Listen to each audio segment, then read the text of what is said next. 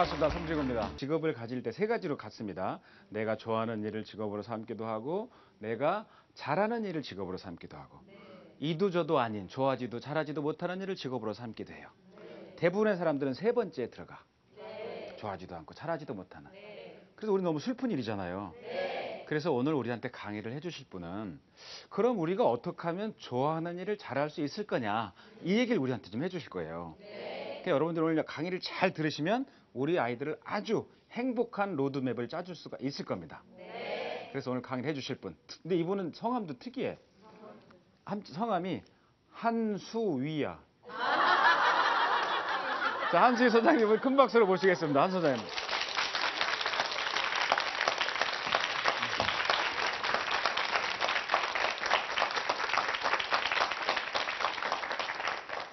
네, 반갑습니다. 한수입니다. 네, 굉장히 겸손한 이름이죠? 네, 겸손한 이름입니다. 제가 제일 많이 하는 일은 전국에 계신 학부모님들입니다. 예, 초중 고등학교 학부모님들에게 입시 제도에 대하여 정보를 간략하게 알려드리고, 실질적으로 정보를 전달하는 것보다는 구체적으로 무엇을 어떻게 대비해야 되는지에 대한 팁을 많이 드리는 그런 설명회를 하고 있습니다. 아마 2009년도로 기억이 됩니다. 명문고 입시가 바뀌었어요. 필기시험에서 자기소개서를 쓰고 면접을 보는 형태로 바뀌었습니다. 그런데 그해에 역시 저는 교육 강연을 하고 있었습니다. 열심히 교육 강연을 하는데 정말 가슴 아픈 3통의 메일을 연달아 받게 됩니다. 그 중에서 맨 마지막 메일이요, 정말 너무 제 마음을 아프게 했어요. 내용은 이런 겁니다. 장문의 A4 용지 분량으로 한 3장 정도가 왔는데요. 요점은 뭐냐면 이런 거였습니다. 저희 아이는 중국에 있다가 중학교 1학년 때 돌아왔습니다.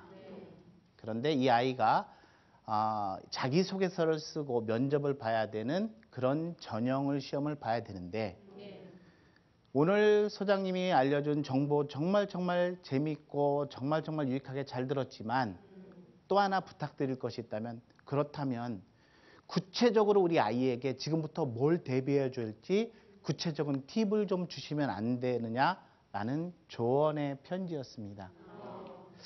늘 가슴 한켠에 남아있던 숙제였습니다. 대부분의 대한민국의 많은 학부모님들이 교육 설명회가 있으면 많이 따라다니십니다. 네, 물론 좋은 정보도 많이 얻으시죠. 그런데 끝나고 아마 나가시면서 똑같은 걸 경험해 보시지 않았을까 생각합니다. 그래, 오늘 정말 좋은 정보 많이 들었어.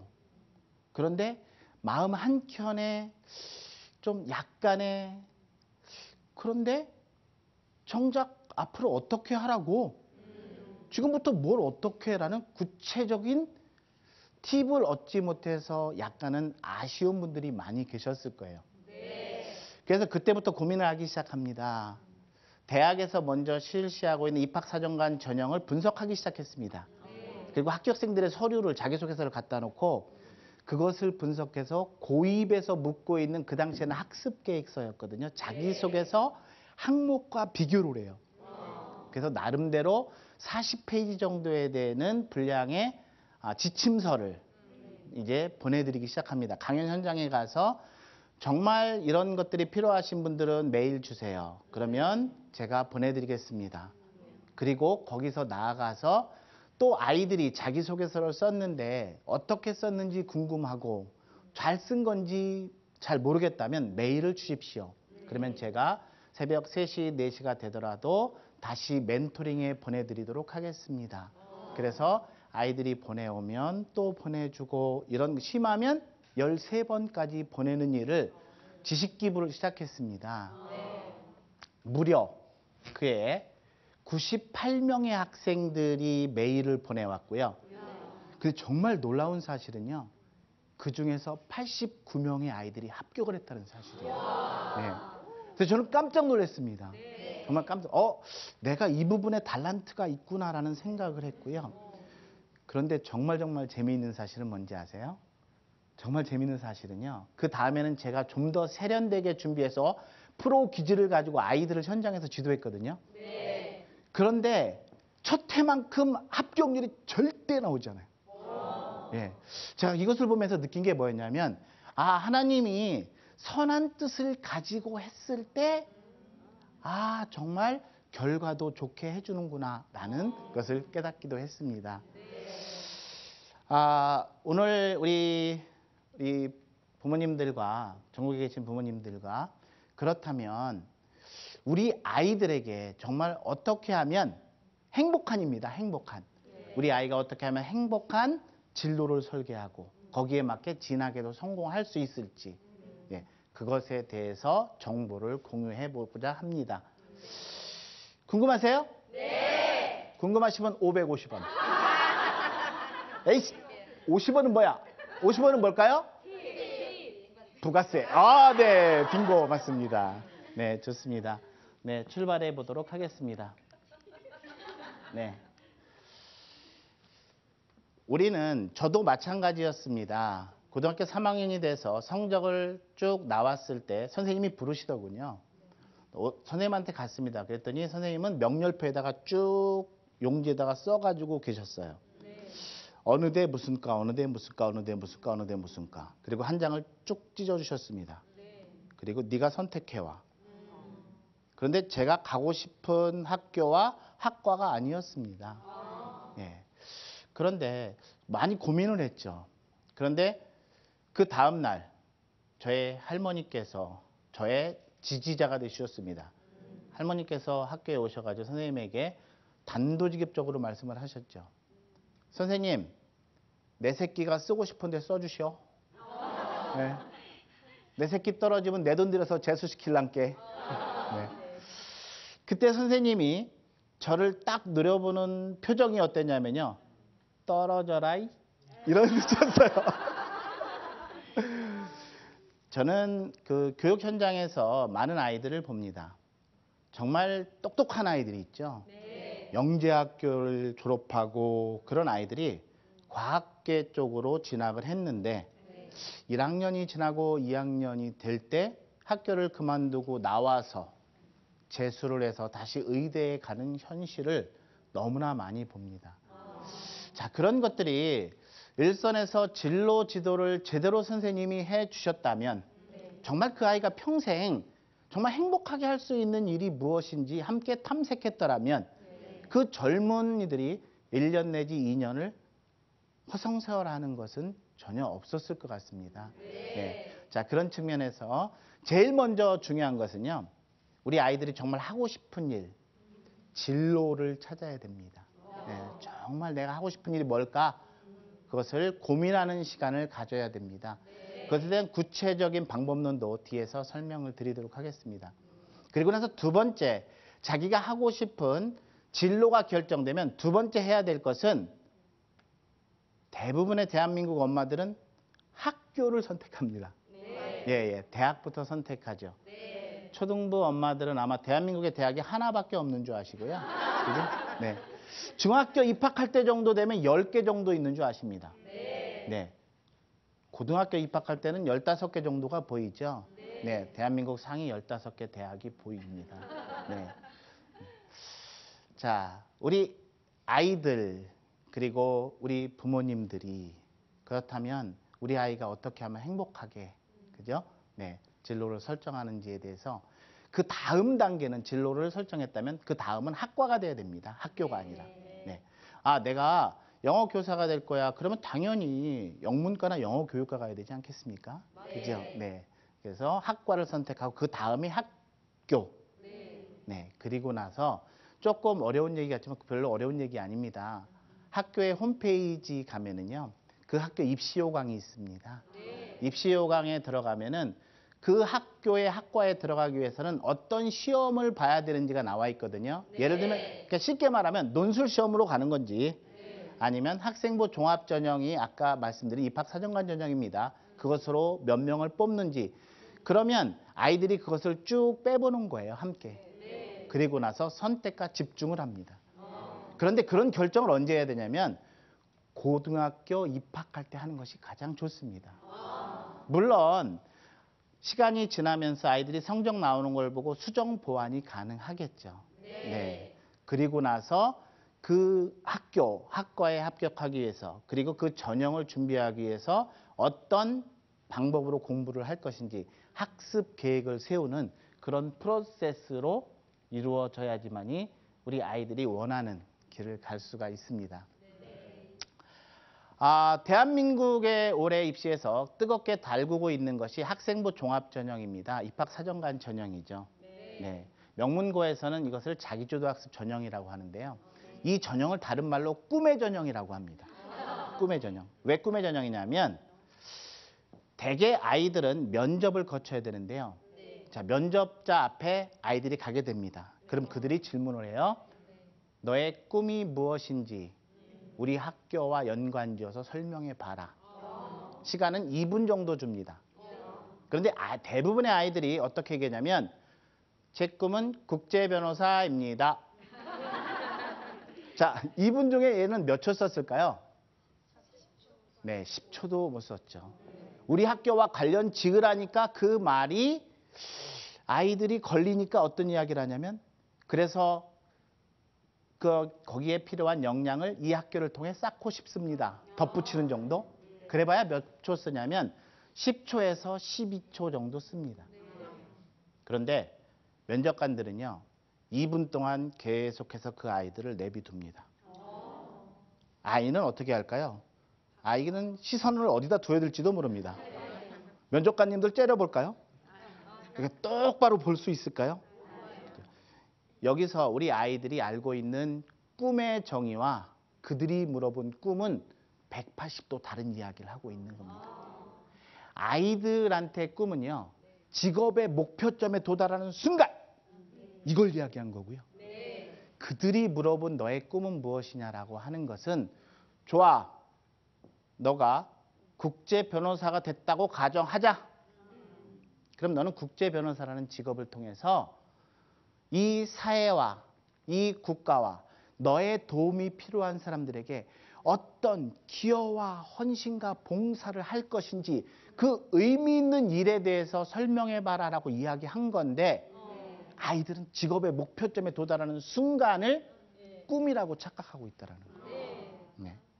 그래서 자기주도학습 전형과 입학사정관 전형은 학생부 종합전형은 자신의 그런 가슴 설레이는 비전입니다. 네, 비전이 설정되어 있지만 그것이 설정되어 있지 않다면 한 문단도 자기소개서를 써 내려갈 수 없는 전형입니다. 네. 그렇다면 우리 아이들이 정말 행복한 진로 설계 정말 중요하죠. 그것을 언제부터 시작해 주는 게 좋냐면요. 초등학교 고학년 때부터 아이들과 한번 고민해 보는 것이 좋습니다. 네, 그런 프로세스도 뒷부분에서 함께 공유를 해보고자 합니다. 입학사정관 전형이라는 전형이 학생부 종합전형이라는 이름으로 바뀌었다고 말씀을 드렸는데요. 대부분의 아이들의 잠재력이라든지 인성을 과연 어떻게 채점할까라는 궁금증이 많이 가지고 계세요. 그리고 약간의 의심을 가지고 쳐다보고 있는 것도 사실입니다. 그런데 여기 나와 있는 것처럼 나름대로 굉장히 분명한 평가 기준을 대학들은 마련해 놓고 있어요. 예. 학업 우수성이라는 것은 너의 생활기록부 8번 항목에서 보겠다. 네. 잠재력이라고 하는 것은 너의 생활기록부 몇 번과 자기소개서 몇 번에서 보겠다라는 것을 다 평가 기준을 나름대로 예시해 주고 있습니다. 네. 그래서 그 학교가 원하는 인재상에 맞춰서 그 아이가 가지고 있는 잠재 능력을 충분히 평가할 수 있다는 걸 믿으셔도 될 것 같습니다. 네.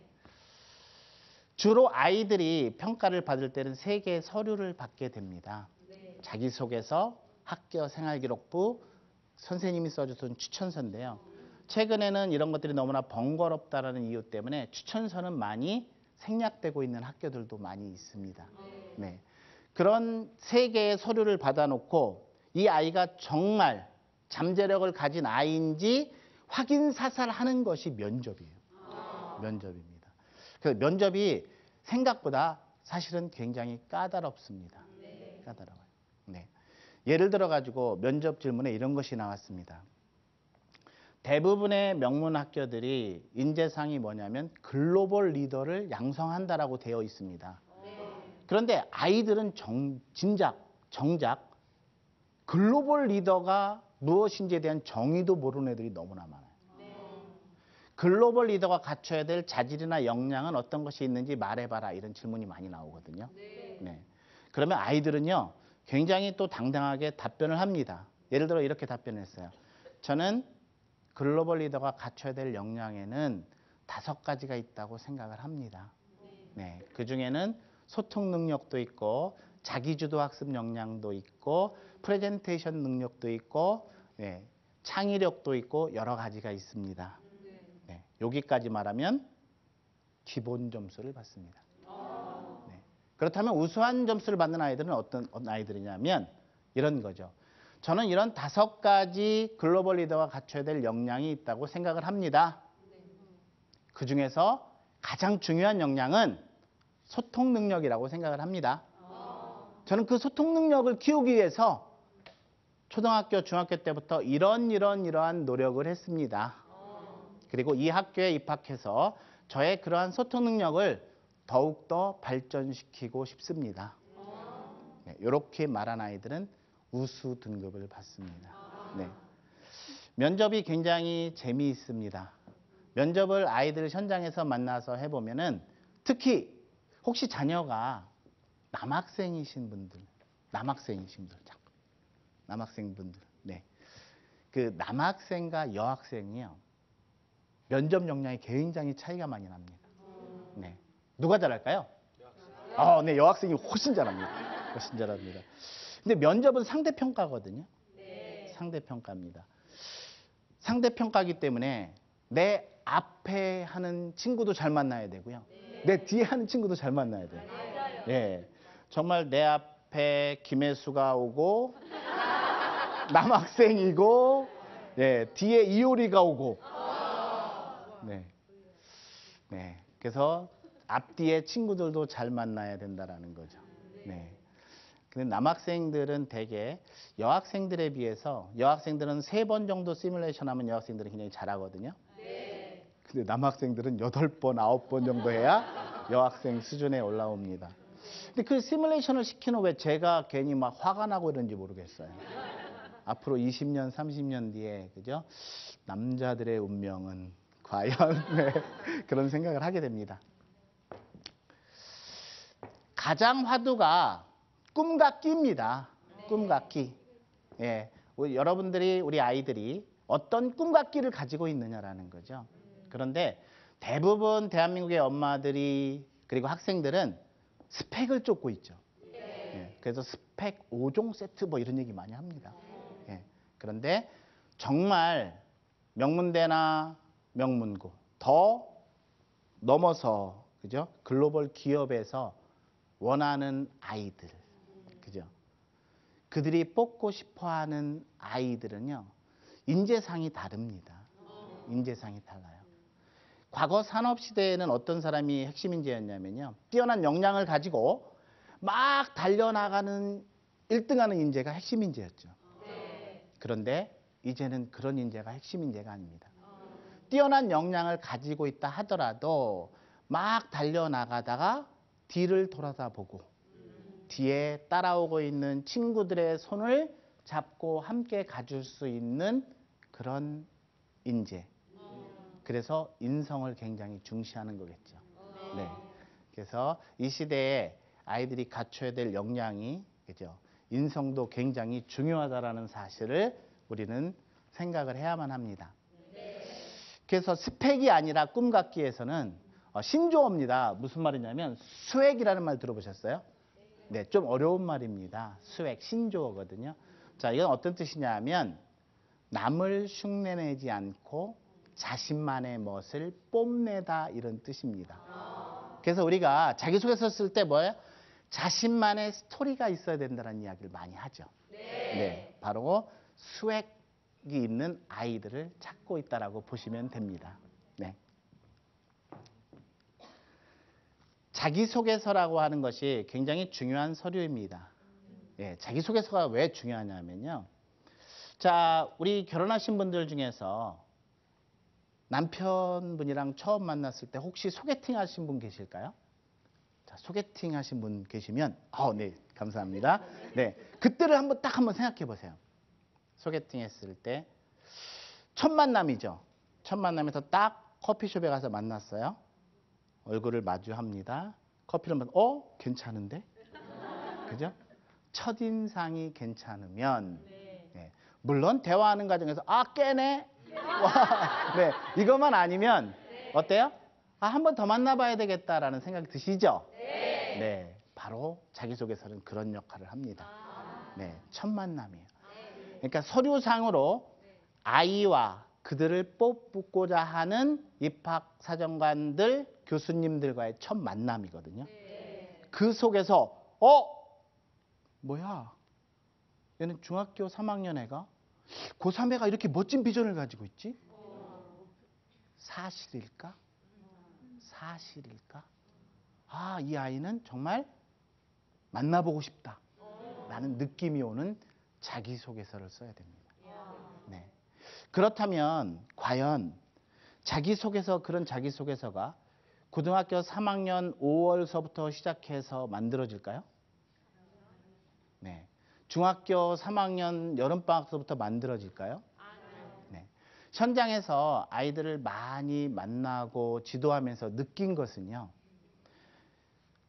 정말 우리 아이들에게 필요한 것은 명문대나 명문고에서 아이들을 뽑을 때 정말 이 아이 뽑고 싶어서 안달이 난 실질적으로 아이들이 가진 역량이 중요하다는 사실을 깨닫게 됩니다.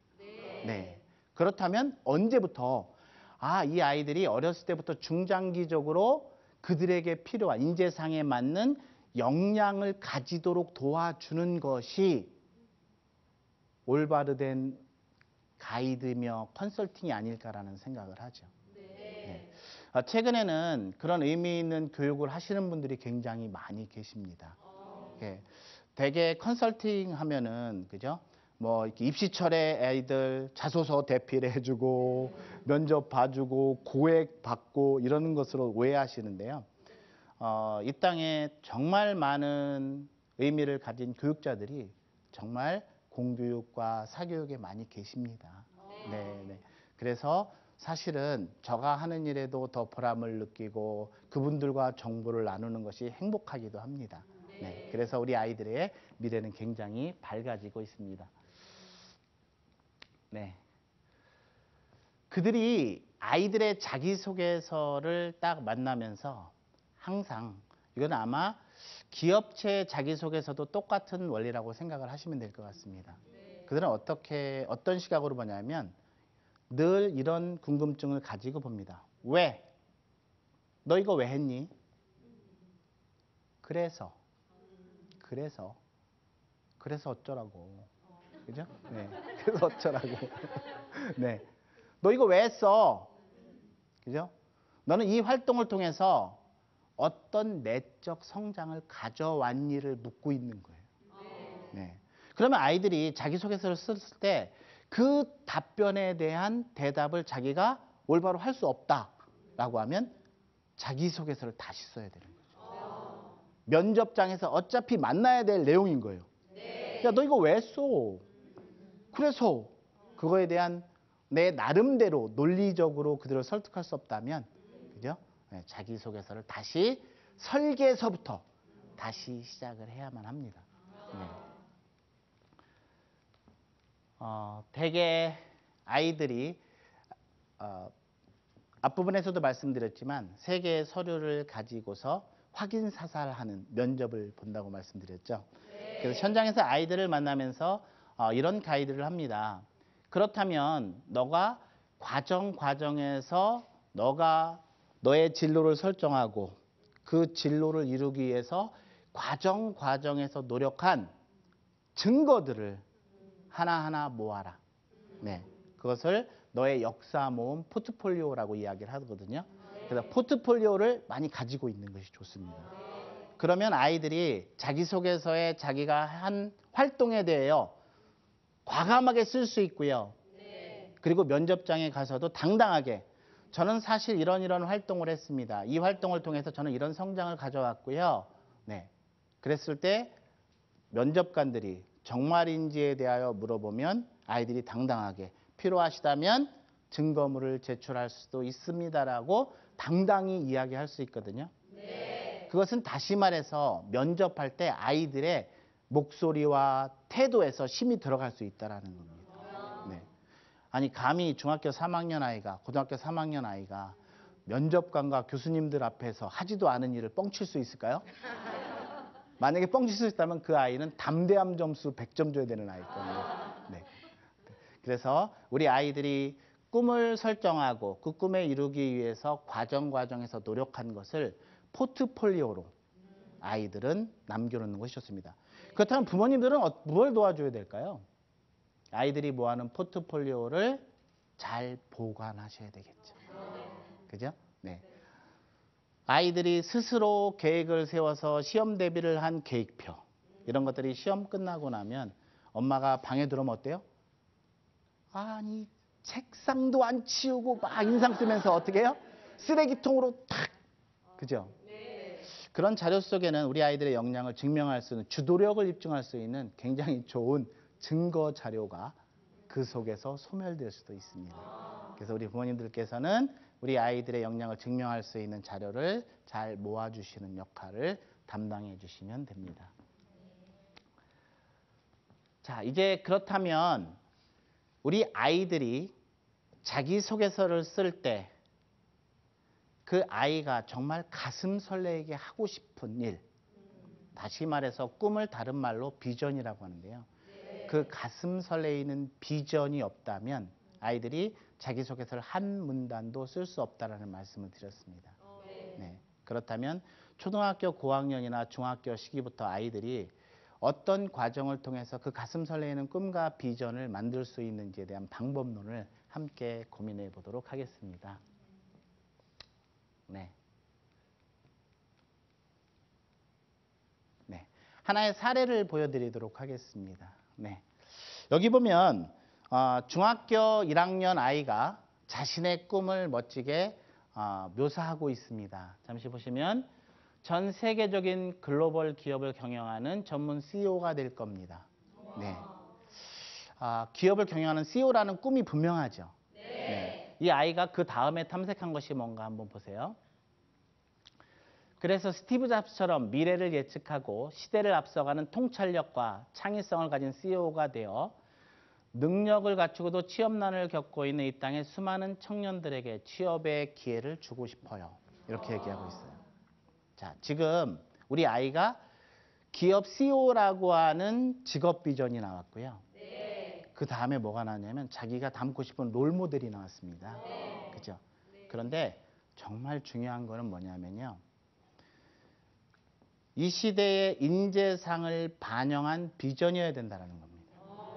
네. 다시 말해서 이 시대의 인재는 자신이 혼자 잘 먹고 잘 사는 능력을 가진 인재가 아니라 자신의 잠재력과 자신의 능력을 이 사회에 그리고 나의 도움이 필요한 사람들에게 이 국가에 어떤 기여와 헌신과 봉사를 할 것인가. 다시 말해서 비전이 분명한 아이들은요. 그 대상이 분명하게 있어요. 능력을 갖추고도 취업난을 겪고 있는 이 땅의 수많은 젊은이들에게 저는 취업의 기회를 주고 싶어요. 그죠? 자, 바로 이것이 사명입니다. 사명이에요. 또한 기업을 운영해서 이익금으로 국내 유명 대학을 하나 인수해서 세계 10위권 대학으로 성장시킬 거예요. 네, 그런 비전도 마련하고 있죠. 네. 그런데 정말 중요한 거는요.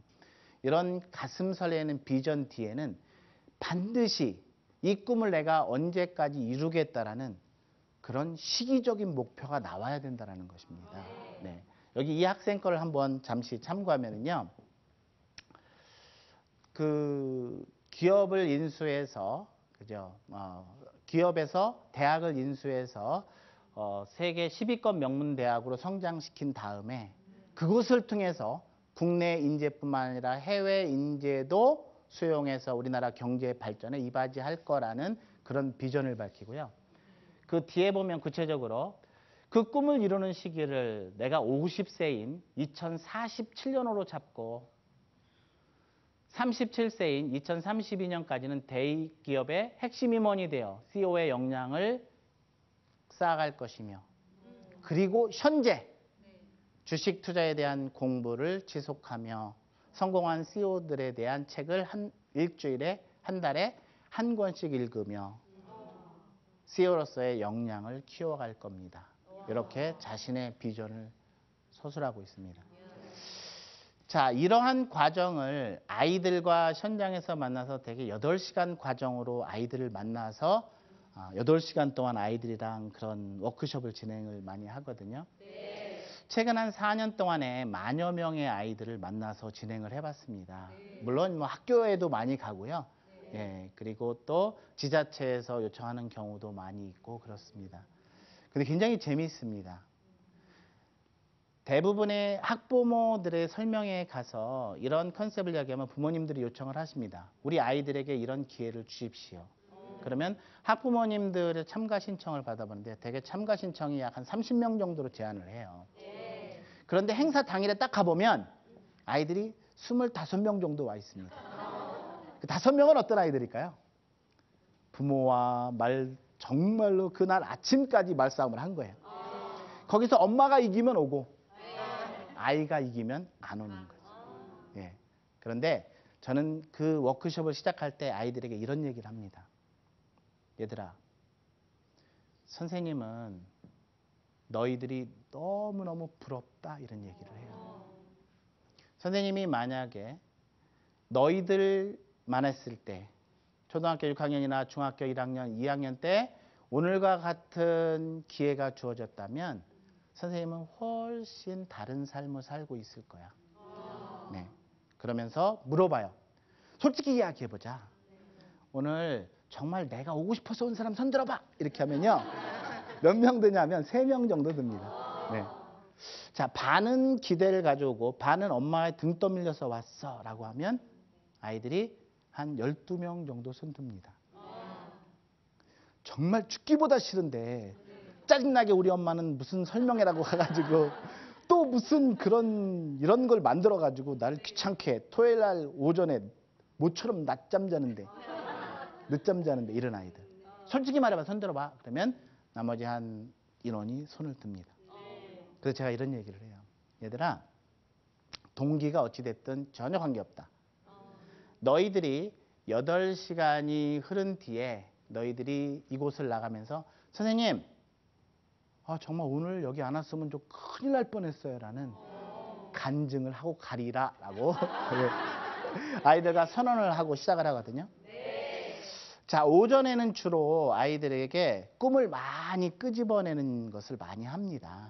예, 꿈을 많이 끄집어내고 정말 너가 하고 싶은 가슴 설레게 하고 싶은 직업을 끄집어내고요. 네, 혹시 그것이 없는 아이들은 간단한 검사를 해서 집어넣어요. 네. 그리고 나서 그 꿈에 이르기 위해서 정말 내가 10대에 해야 할 일, 필수적으로 그거와 관련돼서 해야 할 일들 목록을 쭉 뽑아내고요.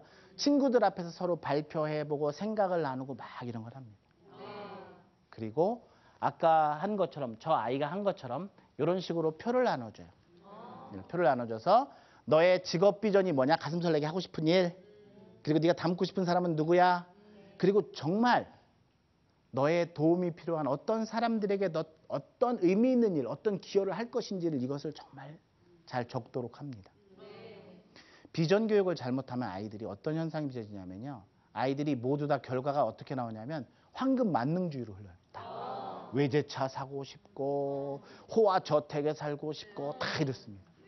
그래서 성공의 가치를 정말 잘 컨트롤해야 되거든요. 예, 이 시대에 맞는 인재상.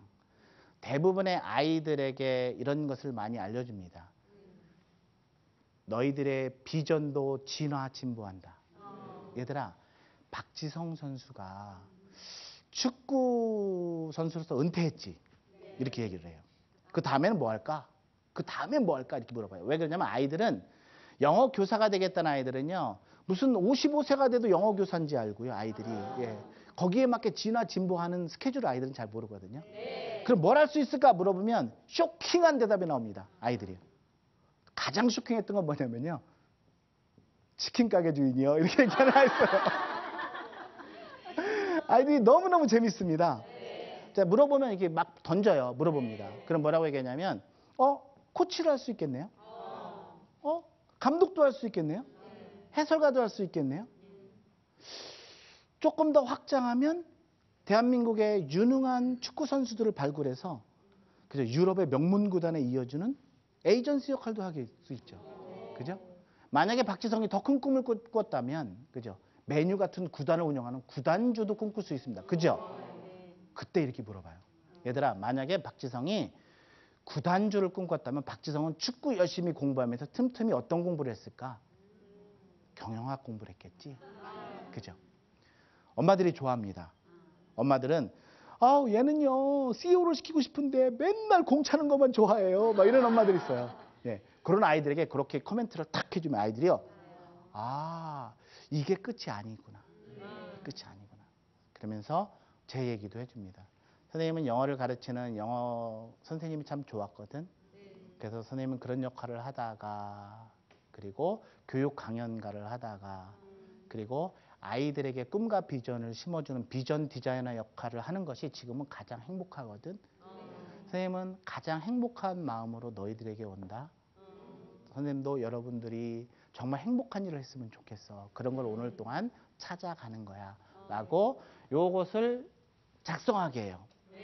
그 꿈을 30년 뒤까지는 어떤 궁극적인 꿈, 그리고 그러기 위해서 그 10년 전까지는 어떤 꿈, 그리고 그러기 위해서 지금 무엇을 할 것인지. 이것을 아이들에게 이렇게 한문단어로 만들게 합니다. 이런 식으로 한문단어. 그리고 이걸 발표하게 시켜요. 근데 여기서 막 배틀을 시킵니다. 배틀을 시켜요. 아이들 재미있게. 예. 배틀을 시키는데 어떻게 하냐면 아이가 발표에 나와서 이렇게. 그럼 제가 이야기합니다. 와, 정말 멋진 비전이구나. 비전 점수 97점 이렇게 해요. 그러면 97점의 벽을 깨보자 이렇게 해요. 그러면 애들이 막 도전합니다. 네. 그리고 나서 한 10명 정도 하면 제가 얘기하죠. 얘들아, 사실 선생님이 비전 점수 97, 98 한 거는 뻥이야. 이렇게. 세상에서 하나밖에 없는 너의 소중한 비전에 어떻게 점수를 매길 수 있겠니? 선생님이 그렇게 한 거는 단지 여러분들이 서로 멋진 비전을 크로스해서 볼 수 있도록 경쟁을 시키고자 한 것이지 너희들의 비전은 정말 소중하기 때문에 점수로 환산할 수 없어. 자, 이런 것을 오전에 만들고요. 이것을 가지고 자기만의 멋진 이미지로 만들게 합니다. 예, 이런 식으로 이미지를 만드는 거예요. 아이들이. 예. 그리고 이것을 한 2시간 정도 아이들이 재밌게 만듭니다. 엄마가 억지로 가라고 해서 정말 인상 팍 쓰고 저를 노려보던 아이. 그 아이가요. 1교시가 지나면 얼굴이 풀리기 시작합니다. 그리고 2교시가 되면은요. 화색이 돌아요. 생글생글. 5가 되면 콧노래를 불러가면서 자기가 제가 왜 그러는가 봤더니요. 정말 아이들도요. 자신만의 가슴 설레는 꿈을 다시 아이들이 설정해보고 그것을 이루기 위한 계획을 세우는 것이 너무 행복한 거예요. 그런데 맨 마지막 과정은요. 뭐냐면 발표인데 저희는 면접 형식으로 합니다. 프레젠테이션 면접을 해요. 그래서 대개 6명이 한 조가 되면 한 명씩 들어와서 발표를 하게 하는데 나머지 6명은요. 저희랑 같이 배심원 면접관이 되는 겁니다. 그래서 아이가 발표하면 그것에 대해서 질문을 해요. 질문하면 아이가 답변을 해야 되는 겁니다. 그런데 남들 앞에서 이렇게 발표하는 것에 이렇게 두려운 아이들 있죠. 예, 그런 아이들이 쉬는 시간만 오면 와서 그래요. 소장님, 저 발표하는 거 제발 좀 안 하면 안 돼요? 저 이번 한 번만 봐주시면 저 나머지는 다 잘할 수 있어요. 막 이래요. 제가 뭐라고 얘기하냐면, 그래, 그때 상황 보고 하자. 그런데 선생님이 전국에 만여 명의 아이들을 만나봤는데, 선생님이 확신컨대 너 반드시 할 거야. 예, 왜 그러냐면, 만약에 선생님 너 시키지 않으면 너 집에 가면서 입이 이만큼 나와가지고 선생님 막 욕하고 갈 거야. 그런데 99% 합니다. 네, 이런 과정을 통해서 아이들이 초등학교 저학년 아이들뿐만 아니라 중학교 아이들도요. 정말 너무나 멋진 자신의 비전을 설계하고 발표하게 됩니다. 네. 이 시기에 아이들이 이런 경험을 갖는다라는 거, 8시간 온통 아이들이 자신의 꿈을 생각해 본다는 거 정말 귀한 기회 아닐까요?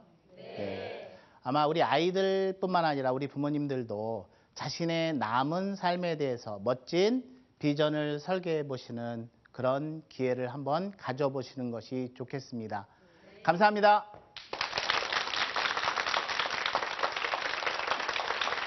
감사합니다.